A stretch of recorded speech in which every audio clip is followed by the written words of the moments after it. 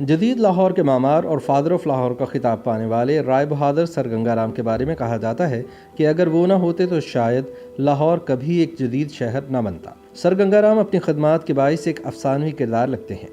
آج کے دور میں یہ تصور باعث حیرت ہے کہ ایک شخص لاہور جیسے شہر کو جدید روپ میں تعمیر کر دے، ہزاروں ایکڑ بنجر اراضی کو انجینئرنگ کے کمالات سے سرسبز و شاداب زمین میں ڈھال دے، محض عمارتیں کھڑی نہ کرے بلکہ تہذیب کی آبیاری کے لیے لاہور میں تعلیمی اداروں کی نیو رکھے۔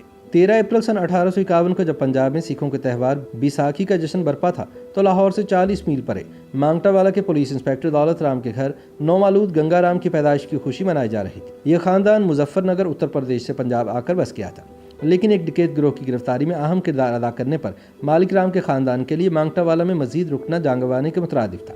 چنانچہ انہوں نے اپنے خاندان سمیت امرتسر کی راہ لی۔ یوں ان کی پولیس کی نوکری جاتی رہی تو گزر بسر کے لیے خطاطی کا پیشہ اپنایا۔ اسی دوران مالک رام نے اپنے بیٹے گنگا رام کو ایک پرائیویٹ اسکول میں ڈال دیا۔ غیر معمولی فطانت اور لگاؤ کے باوجود گنگا رام میٹرک کے امتحان میں فیل ہو گئے، مگر حیران کن طور پر اگلے ہی برس وہ اچھے نمبروں کے باعث اسکالرشپ کے حقدار قرار دیے گئے۔ گنگا رام کے لاہور کے ساتھ رومانس کا آغاز گورنمنٹ کالج میں داخلہ لینے سے ہوا۔ ابتدائی برسوں میں گورنمنٹ کالج سکھ سلطنت کے ڈوگرا وزیر اعظم دھیان سنگھ کی حویلی میں قائم تھا۔ گنگا رام کا ٹیکسالی گیٹ کے اندر گورنمنٹ اسکول سے گورنمنٹ کالج تک کا سفر سر لائٹنر کی کاوشوں سے ممکن ہوا۔ پنجاب کے طبقہ اشرافیہ کے بچوں کے ہم جماعت عام سے خاندان کے اس نوجوان کو بنیادی آسائشیں تک حاصل نہ تھی۔ ریاضی کے مضمون میں غیر معمولی اشتیاق کے باعث انہیں پروفیسر لنڈسے کی خصوصی توجہ اور عنایت ملی۔ بھارتی محقق اور تاریخ دان ڈاکٹر ایف ایم بھٹی کی تصنیف سر گنگا رام اے مین آف آل سیزنز کے مطابق اخراجات میں ہاتھ تنگ ہونے کی وجہ سے کالج کے ہاسٹل کی بجائے انہیں سوتر منڈی میں رہائش اختیار کرنا پڑی۔ اسی سوتر منڈی کے قریب بعد میں گنگا رام اسپتال تعمیر ہوا۔ جدت پسند طبیعت کی وجہ سے سن 1871 میں گنگا رام نے تھامسن انجینئرنگ کالج روڈ میں داخلہ لیا۔ برطانوی ہند میں یہ ادارہ انجینئرنگ کی اعلیٰ مہارتوں کا منبع مانا جاتا تھا۔ گنگا رام کی تعلیم مکمل ہوئی تو وہ لاہور میں اسسٹنٹ انجینئر تعینات ہو گئے۔ تھوڑے عرصے بعد ان کے ذمہ ڈیرہ غازی خان میں حکومتی عمارتوں کی تعمیر کا کام لگا۔ کرنل فورڈ سینڈیمن ان دنوں ڈی جی خان کے ڈپٹی کمشنر تھے۔ بلوچستان کے ضلع زوب کا نام کسی دور میں انہی کے نام پر فورٹ سینڈیمن ہوا کرتا تھا۔ گنگا رام کی تعمیرات میں تخلیقی توانائیاں انہیں بھا گئیں، اسی وجہ سے وہ ان کے لیے بریڈ فورڈ میں انجینئرنگ کی اعلیٰ تعلیم کا وسیلہ ثابت ہوئے۔ کچھ عرصے بعد گنگا رام اعلیٰ اعزازات کے ساتھ اور ٹاؤن پلاننگ کے ابھرتے ہوئے جدید تصورات اور تکنیکی مہارتوں کے ساتھ وطن واپس لوٹے۔ ان کی جائے تعیناتی ایک بار پھر لاہور قرار پائی۔ اس دور کا اندرون شہر نکاسی آب اور سیوریج کے کسی مربوط نظام کے بغیر تھا۔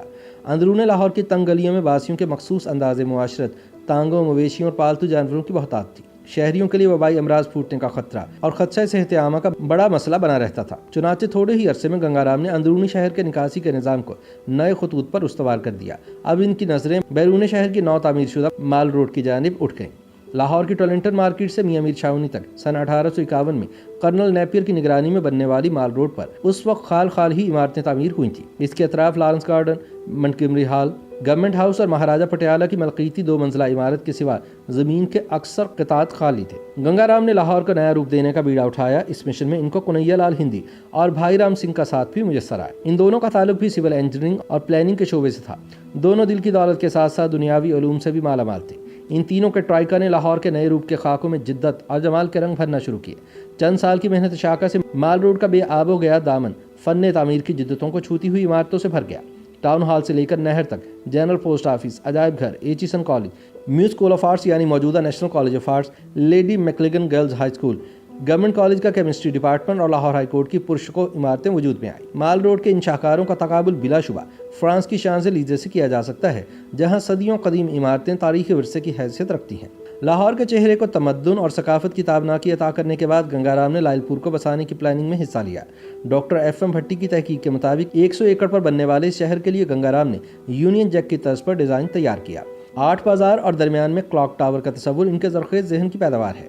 پنجاب کے lieutenant governor sir James loyal کے نام پر بنے شہر کا سنگ بنیاد انہوں نے سن 1896 میں رکھا۔ برسوں لاہور شہر میں رہنے کے باوجود گنگا رام کے اندر کا دہقان انہیں شہر کی رونقوں سے دور کھلی زمین کے سینے پر اناج گھر آباد کرنے پر اکساتا رہا۔ چنانچہ انہوں نے چک 591 گگیرا برانچ پہ ہزاروں ایکڑ پر پھیلا ہوا بنجر اور بے آباد علاقہ زرخیز اور آباد کرنے کا فیصلہ کیا۔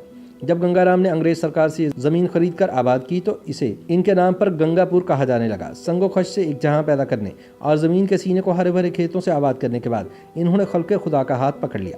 गंगाराम ने 1,30,000 रुपए की लागत से गंगाराम अस्पताल कायम किया। आज 1 सदी से ज्यादा वक्त बीत चुका, मगर गंगाराम अस्पताल की मसीहाई में कोई फर्क नहीं आया। तकसीम हिंद के बाद इनकी औलाद हिंदुस्तान हिजरत कर गई, जहां दिल्ली में भी सर गंगाराम के नाम से अस्पताल बनाया गया। एक ट्रस्ट के जरिए इनका खानदान आज तक अस्पताल के इंतजामी और मालियाती मामलात को संभाले हुए है।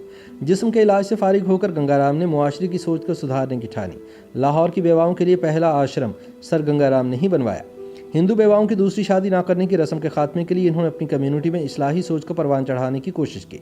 सिविल सेक्रेटेरिएट लाहौर के करीब फाउंटेन हाउस दर्द में डूबे हुए इंसानों को सहारा देने का एक और मरकज़ भी इन्हीं के कदम से कायम हुआ। बेसहारा, बेघर और ज़हनी अमराज के शिकार मरीजों के इलाज का सिलसिला यहाँ आज दिन तक जारी है। सन 1888 में पंजाब यूनिवर्सिटी के क़याम से पंजाब के खित्ते में तालीम का उजाला फैलना शुरू हुआ। कॉमर्स की तालीम की ज़रूरत तो थी, मगर सहूलियात और गुंजाइश ने हाथ बांध रखे थे। सन 1911 में YMCA में कॉमर्स की आर्जी तदरीस का आगाज़ तो हो गया, मगर मुस्तकिल इमारत की तलाश जारी रही। सर गंगाराम को पता चला तो सन 1927 में अपनी ज़ाती रिहाइश दान कर दी। हैले कॉलेज ऑफ कॉमर्स इन्हीं की कोठी में कायम हुआ, जहां से मुल्क के कई नामवर माशियात दानों ने तालीम पाई। इसी दौरान लाहौर के इकबासी खीमचंद को ख्याल सूझा कि लाहौर से 8 मील बाहर एक बाग लगाया जाए और साथ ही रिहायशी बंगले बनाकर शहर से दूर गोशाए आफियत बसाया जाए। उन्होंने गंगाराम से मदद चाही, जिन्होंने मॉडल टाउन का ख्याल पेश किया, जिसमें पार्क और बंगले एक खास नक्शे और साइज में बनना थे। तालीम, सेहत और मवासलात के निज़ाम का एक पूरा खाका बनाया गया। आने वाले ज़मानों की ज़रूरियात के मुताबिक इसमें तोसी का ख्याल रखा गया और नक्शा भी साथ मुंसलिक कर दिया। आज लाहौर का मॉडल टाउन जिन इलाकों तक फैल चुका है, दूरंदेश और दूरबीन गंगाराम ने 1 सदी कबल इसका हल भी तजवीज़ कर दिया था, जिस पर अब भी अमल किया जा रहा है। ताहम 10 जुलाई सन 1927 को नए लाहौर के सर से गंगाराम का साया उठ गया। इनकी खिदमात के अतराफ में लाहौर के मोहसिन का एक मुजस्मा शहर के एक बड़े चौक में नस्ब किया गया, लेकिन तकसीम हिंद के फसादात में बलवाइयों ने इसे भी न बख्शा। मशहूर अफसाना निगार सादत हसन मंटो का एक अफसाना इसी वाक़े से मुतासिर होकर लिखा गया।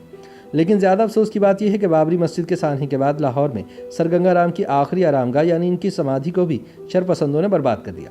ताहम अब कई बरस की मेहनत के बाद लाहौर के मोहसिन सर गंगाराम की समाधि को दोबारा इनके शायान शान बना दिया गया है। YouTube पर गूगली न्यूज देखने के लिए youtube.com की सर्च बार में गूगली न्यूज TV टाइप करें। गूगली न्यूज के पेज पर सुर्ख रंग के सब्सक्रिप्शन वाले बटन पर क्लिक करना ना भूलिए। YouTube पेज पर अपलोड होने वाली वीडियोस से बाखबर रहने के लिए बेल आइकन पर क्लिक कीजिए। आपको हर नई वीडियो के बारे में नोटिफिकेशन मौसूल हो जाएगा।